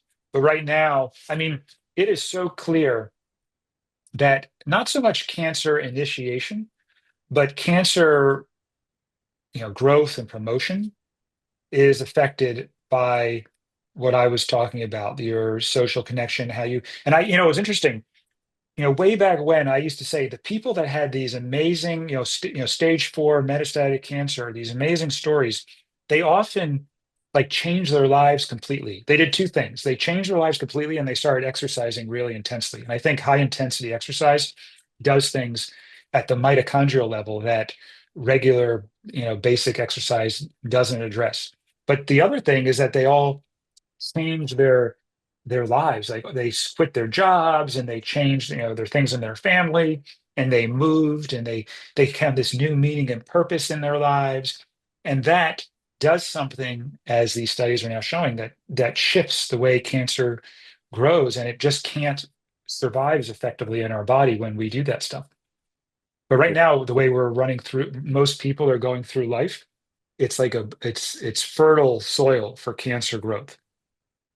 And you mentioned connections. And is there a difference between having individual friends, you're a friend with a person here, you're a friend with a person there, as opposed to a community where people actually are kind of working together? Do you see a difference in that, or is having, multiple friends but not within a community the same impact on the health? I think that's harder to target in. Do you need, what I'm hearing, the question is like, do you need a group of the same friends, or the group that where everybody's sort of friends with each other versus one friend here, one friend there? Well, a community usually serves a function as well, right? Like, Okay. with a community, they kind of, when I think of a functioning community, I think of people taking care of each other. Uh, Mhm. Whether, I mean, it could even be a baseball team, but they all kind of have a common goal. It's a number of people work together, as opposed to, hey, you're gonna go see your friend Johnny on, Yeah. on Thursday night, and it's just gonna be you and him hanging out. Yeah. I think both are important, but I think the community that you're talking about, where you're all working towards supporting each other, is very important. But I also, it doesn't mean having a good friend. To me, the more important thing is when you have that good friend, is it superficial, or are you really sharing what's going on inside of you? Are you just putting it out there, where you're not guarded and hiding what you're really feeling and what's really going on inside of you? We need more friends like that. So and it's not that they're just complaining. That doesn't help either, just venting. It's about sharing. And that was interesting. In fact, that's one of the Substack articles we wrote, was about the difference between venting and connecting. And venting, there's a way to vent and still have it be connecting, but it's much harder. And you have to be more intentional. But having friends where you're really sharing those feelings and needs requires a couple of things. You need to know what you're feeling and needing. A lot of people have guarded hearts where they don't want to go down there because of trauma. And so you have to sort of help them go there, be comfortable going there, and then learn how to share that, and then find someone else that's willing to receive that and share as well. That to me is harder to find than just, pals to go get a beer with. So that's what I'm talking about. And it can be in a group, and I think the baseball team meets other needs that may not meet the needs that I was just talking to you about. So I don't think they're mutually exclusive. What, what's like the biggest health improvement you've seen with somebody who has started to do this and take care of themselves in this modality? There's this one guy that was seeing all these doctors. He had terrible panic attacks, and he was, getting chest pains and worry about his health and depression, and stomach wasn't. I mean, he basically had everything, that I was talking about in the talk. Low energy, hopeless, feeling helpless. Was seeing multiple psychologists and doctors, and they were running tests and looking for heart problems because he always had chest pain. And I said to him, I said, we need to shift. I said, I need you just to do what I say for 3 months. And if at the end of 3 months it doesn't help, hey, you can go back to getting all your tests and seeing this army of doctors. And it was absolutely amazing that he went, and he stopped having panic attacks very quickly. And chest pain, no, I mean, it was just like everything. It was the slate was clean, sleeping better, and it was like, how does this treat so many things? Is not the question. It's that the same problem causes all these things, and that if you fix the problem, it's not going to cause all those things anymore. So of course they're going to get better. And that's, to me, I mean, it's interesting though, because he we had to get it to the point where his anxiety and panic was no longer holding all of the power. So even when he was better, he was still nervous when I'd say, "Oh wow, we're celebrating that you're doing so great that you're not having any of these problems anymore." And he knocked wood. And I said, "Oh, we still have work to do," because he had to knock wood, meaning he was nervous it was going to come back. And I said, I'm going to get you to the point where your feelings of anxiety are the same, you're treated the same as if it was a feeling of hunger. And if you get hungry, do you get scared when you're hungry? Do you get nervous? Do you say, "Oh my God, I hope I don't get hungry again"? Do you say, "Oh my God, what if I get hungry again? What am I going to do?" No, you know what to do. And you're like, "Oh my God, I'm hungry right now. Do I have to flip out about that?" No, no, you don't, because you know exactly what to do when you're hungry, and you can, and it's not the end of the world. And if it comes back, it comes back. You know what you're going to do with it. And that's the same thing that I get people when they have anxiety or panic or depression, is that I want you to get so comfortable with that feeling that it's going to come back. And you know exactly what to do. So you're not scared of it. You basically welcome it and say, "Oh, when I'm hungry, that means I get to eat something delicious. When I'm feeling sad, that means I have something that I've got to mourn." And do you see what I'm saying? So we got to shift. It's a total paradigm shift. And it just takes some retraining. And people sometimes want it to happen overnight, but it takes a few months. So along those lines, given that people, especially in the whole food plant-based world, you watch where, people will learn about this, but they'll learn all the power of it, but they ultimately just want to take a pill. They don't want to bother. They don't want to Yes. be in control of their own health. And I feel like this is really, whole food plant-based diet is really a great analogy for what you're doing here, where it requires work. Do you see that pushback from people where they Oh, yeah. that quick fix? They'd rather have their hand cut off than actually address the emotional aspects of why they might be feeling that pain. Yeah. Yeah. It's challenging. And I just say, it's not that they don't want to do it, they're just not ready. It's a lot of work. And when you're exhausted and overwhelmed and you just got so much going on and you don't quite get it yet, maybe you're just not ready.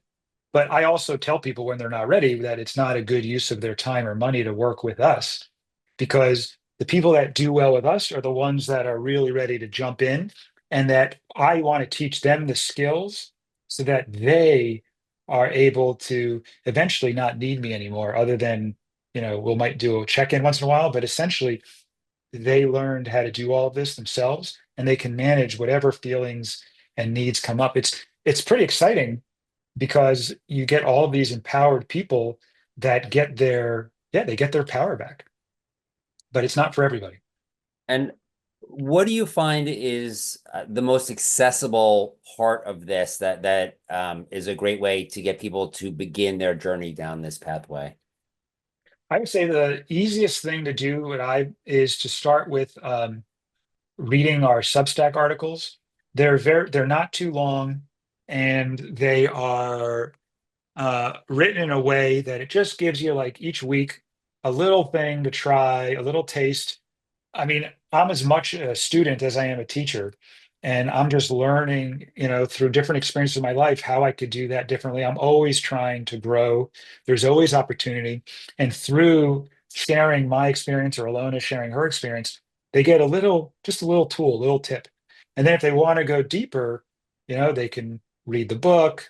They can, do sessions with us. We're going to probably put a program, an online program together for people. But the Substack articles is very simple, easy, and it's free. And then our podcast is also free, and you can just listen to it. So there's some passive ways of getting this information, little, like, a one bite at a time. And for so going to the hand analogy, how do you know? I mean, obviously, some things are going to have. I mean, well, first of all, I want to say that the way that you described this whole modality, it seems like it is a very physical. It is actually, it's in your body. It's not, separate from your body, right? It has physiological effects because Right. it has a physiological cause, essentially. Is that a correct understanding, first of all? Yes, the separation of mind and body, I think, is one of the biggest mistakes, we make in the healing field. I mean, we have to sort of talk about them because you can't talk about everything at the same time, but it's all connected. It's all interrelated, and it's it's so important to think about it that way. Is there a way to discern whether it is a mind aspect, even, notwithstanding what we just discussed, as opposed to having a more physical, and I don't have the language for this, but having a more physical, origination. For example, in the hand analogy, there might be some situation where it's actually the hand, and the two people who had their hand cut off. Well, Right. then maybe it was in their hand, where the other people had a different cause. Is there a way to discern that, or I guess you have to? I guess if it's coming to cut off your hand, you may want to try the connection work first, and then cut off your hand. 'Cause it's a lot easier to Yeah. do the second one, to cut off your hand after, as opposed to vice versa. Yeah. I mean, if there's certain things that are clearly it's the pain is, or the symptom is, is there's a physical, there's a splinter in my hand and it's hurting, and I pull the splinter and it gets better. There's a interesting story that there was these three different stories. One was this guy who was working by himself in a construction site, and he accidentally shot a nail through his hand on a nail gun. But because he was by himself, he knew he had to get to a hospital, and he drove himself to the hospital and didn't have any pain until he got to the hospital, and he was safe, and so his brain didn't turn on pain even though there was clearly a nail between his hands. Another story was a construction worker jumped off of something, landed onto a nail that was standing up, and the nail went into his boot, through his boot. And he was shrieking in pain, screaming, screaming, screaming in pain. And they got him to the hospital. They cut off the boot carefully. And it turned out that the nail went between his toes. And he didn't have any tissue damage. But boy, did he have a lot of pain. So there was these experiences of the one guy didn't have any pain and he should have had pain. The other one, he shouldn't have any pain and he had a ton of pain. And then the third was this person had pain, because these are the pain pathways. Once we develop these pain pathways, they don't go away. So they can be turned back on at any point. And the way our body tries to protect us, one of those ways is turning on pain. Because that pain is our body trying to help us. Right? It's trying to protect an area that needs healing, for example. So there was a third one where a guy was in a war and had shrapnel injury, I think in his leg, and it was during a helicopter crash, and it was all connected. And he had pain, and then it healed, and then all of a sudden, it was like 30 years later or something, his pain was all better. But then there was like a sound of a helicopter and a certain noise that triggered him, and he got the same pain in his leg that he had during the helicopter crash in the war. And it turned right back on, even though it was 30 years old. It was the same pathway. So to ask, like, well, is that real pain, or is that all pain is real? The question is what's generating it. It's all coming from our brain. Without a brain, we can't have pain. But it can be generated because there's something wrong with your hand. And it can be generated because there's something where your brain is turning on a pain pathway in an effort to try and help you when it's in, chronic threat physiology, or there's other stressors going on. So I think they're all real, they're all connected. And I would never tell somebody that you should or you shouldn't cut off your hand. I would say, let's go with least invasive to most invasive. That's my general rule of thumb. But let's see if we can turn off this pain, because there's some people that have terrible, terrible radiographs, like x-rays of their knees. It looks like they should be in immense pain and that the doctor should give them a total knee replacement, but they don't have any pain. And there's other people where their radiographs look almost normal and they have a lot of pain. So how do we treat that?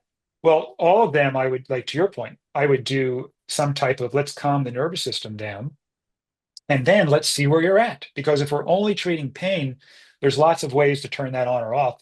It may or may not be doing a total knee replacement. You mentioned expressive writing as one of the techniques that you recommend. How often and how much expressive writing do you suggest? I would say if you can do a little bit every day, it's super helpful. If how often? I mean, if you can do it for 5 minutes, I mean, even a minute is better than none. What I tell people is try and do a minute, because usually once they start in a minute, they want to do more. A minute is so easy. But when you think about a minute, because people are busy, they say, oh, I don't have time to do 15 minutes, but often they have time for a minute. So it's sort of like almost like a psychological game. But if they can do it every night, And what I also tell them to do is just because you have unpleasant feelings, you can write about those and these deeper emotional experiences that you keep private and then you shred it so that you don't have to worry about anybody else reading it. That's very helpful. But also, I ask people to start looking at the feeling sheet that we have. We have these free resources on our website, connectiondocs.com, and you can get a feelings and needs sheet. And I tell them, I want you to look at the pleasant feelings too, and start to look at when you had, notice if there's a pleasant feeling that you had that day, and then write about the experience that stimulated that feeling. So if I had a lot of joy, I would write, oh, this morning I was joking with my daughter and we were holding hands in the car. And I remember feeling the warmth of her hand. And she looked at me with a sweet smile. And it was really wonderful. And I felt this joy. And then it felt like this warmth going through my chest and down my arms and body. And then, so I write about that too. And it's very important to start giving your body these pleasant feelings and experiences and building that vocabulary and self-awareness. It really is helpful in the whole healing process. Okay, so the journaling isn't just about the negative emotions, it's about positive emotions as well. It's about connecting to your yourself and your body and your heart. And I start with the ones that are unpleasant. And I instead of calling them negative, I tend to call them unpleasant because I don't want to think of them as good or bad. I want to think about some are unpleasant because you have unmet needs, and some are pleasant because your needs are met, but they're all good. They're all welcome. So write about the unpleasant ones if you want, and then take some time writing about the pleasant ones. There's no rule, but I think the data is all about unpleasant emotion. So start with that if you want. Great. And so with regard to the connection aspect and reframing how you communicate with others, so that you're telling them how you feel or what your needs are, it obviously takes two to tango. How do you prepare the other person to kind of be open to this? Because just because you're open to it, if the other person isn't, it's gonna fall on its face. Well, that's the thing I tell people is that it's actually not true because I don't need anybody else to be open to this for me to communicate in a way that meets my needs for care and kindness and authenticity. And no matter what they say, it doesn't matter. It only matters how I respond to what they say. So I have a lot of agency and power. And when I show up this way, other people tend to start connecting to their needs for care and connection and contribution and compassion. So I find that I have a lot more, um, what would I say? I want to say power, but it's not power over, it's power with, where I have a lot more power regardless. And I don't think like, well, if they're not willing to do NBC, I'm not going to do it. It's not about that. I used to do these videos where I would empathize with these different political figures that were sort of polarizing political figures. And what was really fascinating is that after 15 minutes of empathizing, even 20 minutes, people watching would say, oh, wow, like I think about that person completely differently because everybody is trying to do something very simple. They're trying to meet their needs. Sometimes they do it in ways that I don't like. But if I can connect to their humanity and their intention to meet their needs and start sharing that, and they see that and trust that I see that, all of a sudden something really magical starts to happen in the relationship. And where would people be able to see these videos? I think we don't even have it. This was a while ago. But my point was more that people that you would normally other people Right. would hate. And in fact, the guy who created nonviolent communication said that he couldn't achieve social change. He couldn't really do his social change work until he could empathize with the worst people out there. So he would practice trying to see their humanity because you can't change by saying they're bad and these are good and try and compel change. You change by connection and care and helping everybody connect to that care. It doesn't happen overnight. and people want change quickly, and that's just it, when that happens, you start to try and force the other people to do things the way you want, and that never goes well. In your experience, which of the nine pillars do people often neglect the most in their pursuit of well-being? I think play is a big one that people neglect, and it's so important. It's almost like I don't have time for play. Everybody's in survival mode, and they're putting fires out, and they're like, I barely have time to brush my teeth, and you want me to play? So, but it's so essential, and believe me, I struggled with that myself. So I would say that was a big one. I think another one is self, that connection to self, getting your body out of that dysregulated state. And the key is that people are very reactive. So they just want to take that deep breath when they're stressed, and they hope that that'll calm their body down. And to me, that's like eating that healthy meal right while you're having the heart attack. We need people. That's why we created the We Become breathing device, because we want them to do it every night. And then that's the key. You got to do it every night. So self connection, self regulation of your nervous system is another big one. The connection ones, the four on the external world connections, that connection in general is hard for people because they're not used to connecting the way we talk about. But so I would say connection in general, self connection, as well as to other people, and then play would be the ones I think are most often overlooked. Okay. And what examples of play like can people participate in? Because people are busy and our society kind of glorifies being so busy. Yeah. And there's an idea of work hard, play hard. But I mean, a lot of people don't have time to play hard. But what would be simple things that people can add into their life that can fit into a busy schedule? Yeah, I think that's different for different people because there's different in our book. We talk about the different play personalities.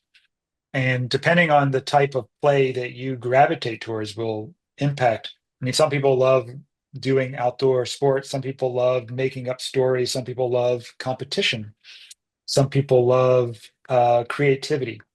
I tell people to think about when you were younger and how you would have played when you were younger. And that often gives you insight because it wasn't that you don't like that type of play anymore as much. And maybe not the exact, but you don't, kids who played with Barbies, maybe adults aren't going to want to do that, but there was a creative storytelling aspect in dressing up and, so my point is use that to help guide you because I think it wasn't that we didn't want to do that anymore. It was that we were taught that there's more important things, that you got to get your grades and you got to be productive and you got to focus on this other stuff.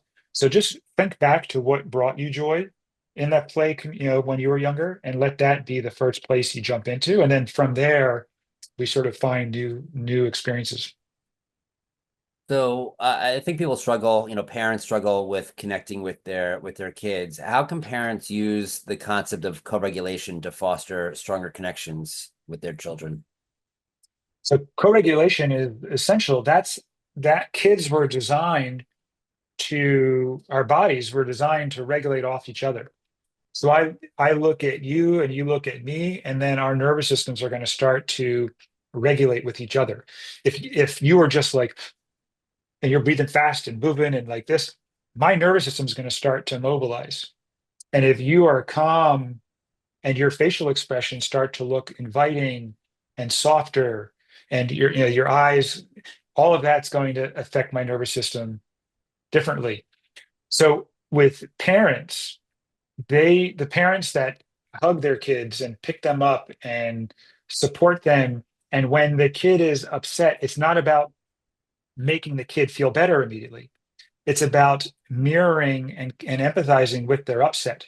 Because when we rush, if a kid is upset that something broke and we rush to quickly fix that or replace the toy or whatever it is, we basically teach them that that upset is so unbearable that we have to get rid of it as soon as possible.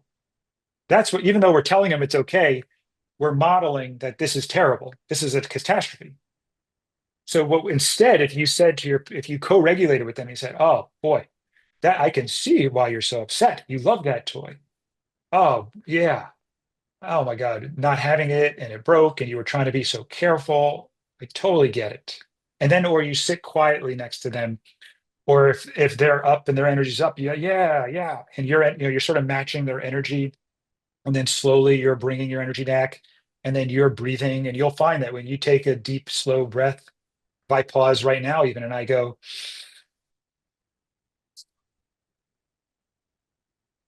yeah, see, your body's going to start to regulate and calm just in response to that. So there's all these things that imagine that's just after a few seconds. So imagine I'm doing that all throughout the day.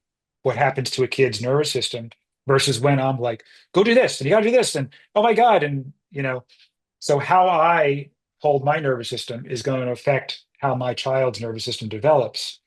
And co-regulation is explaining how that works. And then we can be aware of, hey, let's make sure we bring in safety and calm no matter what happens, and then we can strategize what to do when bad things happen, but we can sort of strategize together how to navigate that. But the first thing is the regulation and co-regulation.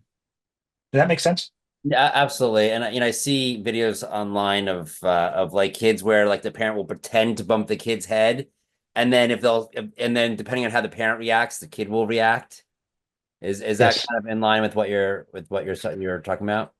Yes, and that's where and it's not only what we say, but more importantly how our bodies look, and they're going to look to us to then determine what their body's going to do. So, and then our bodies are going to determine how upset they are, long they stay upset.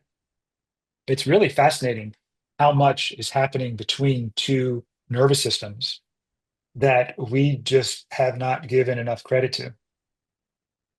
Yeah. How can we identify the unmet needs underlying judgments we have of ourselves and others, as discussed in the context of NVC? Yeah, that's one of the essential and more challenging skills when people are learning nonviolent communication. That's one of the reasons we created Connectin was you can type in all the problems and then there's actually a button you click and it'll tell you what your needs your implied needs are as well as what it guesses the other person's needs are and feelings. So you get if you go to our website connectiondocs.com and get the free resource for the chart that has the feelings and needs, hold that, and whenever possible build that needs vocabulary. So throughout the day I'll check in and be like, what am I needing right now? And I'll look on the sheet and I'll try and guess what that is. Or if I used to, when I was really trying to learn at first, I would pause the television and I would try and guess what the character's needs are when there's a lot of drama in television. So you can always have opportunity to practice. When I'm upset, I would say, hey, Alona, I want to practice expressing with feelings and needs. It's going to sound a little unnatural, but can you play with me here while I try to practice? So it's really like learning a new language, and you just practice, and eventually it'll flow really well. So we have about 1 minute left. Would you like to leave the audience with final thoughts on maybe how they can begin their journey? Yeah. Final thoughts are once you agree that connection is essential for optimizing your physical health as well as your overall well-being, then it's a matter of prioritizing it. And like you said, no pill, no procedure, there's no biohack that's going to do this for you. It's about putting the time in, and doing the work is the work. Doing the work is what builds the nervous system and the muscles and the experience and the reinforcing experiences and shifting those beliefs, those limiting beliefs that you've held on for so long, that all of a sudden something magical happens to not only your overall well-being and how you relate to the world, but your physical health. And that's what's exciting because we get a lot of people that come with health issues, and they'll want me to prescribe a pill or maybe tweak their diet, and I'll say, actually, we got to start talking about connection. And at first they're like, what are you talking about? But eventually they jump in, and it's really impactful. So it takes a little bit, but please don't ignore this work. Test it out yourself and dive in, because it's really going to pay off over the years. Great. Thank you so much, Dr. Lederman. Really appreciate all the information that you shared with us today. If we can unmute the audience so they can share their appreciation, please. Amazing. You're Dr. so Matt. much. Beautiful. Presentation. Thank you. That's so heartwarming.